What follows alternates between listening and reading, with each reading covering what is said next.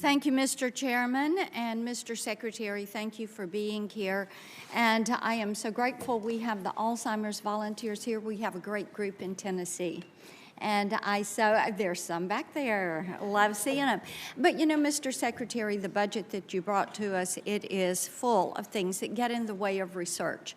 It would prevent new drugs and therapies from coming to market. It would weaken those IP protections. And it would expand big government, and it's something that does cost us some concern. I want to return to the issue of telework. I know that Senator Cassidy discussed this with you. Adding to the list of how many HHS employees are working telework, I would like for you to identify the essential and non-essential components of that list of those that are teleworking.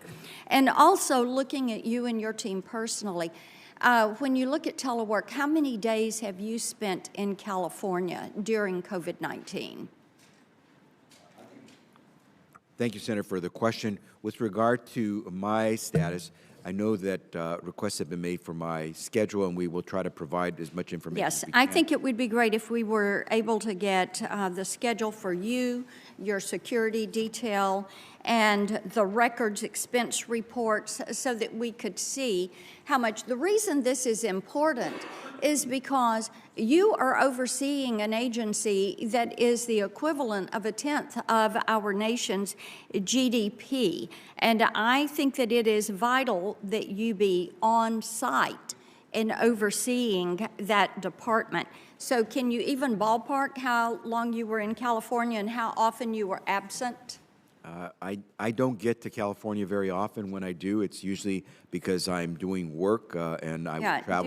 During the pandemic, because I think it's important that during the pandemic that you were there.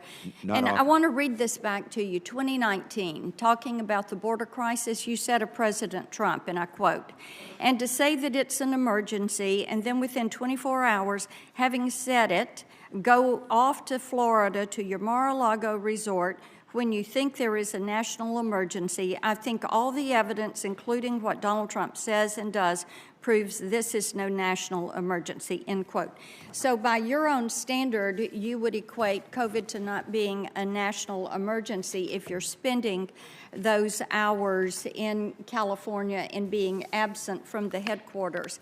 It's time to get people back to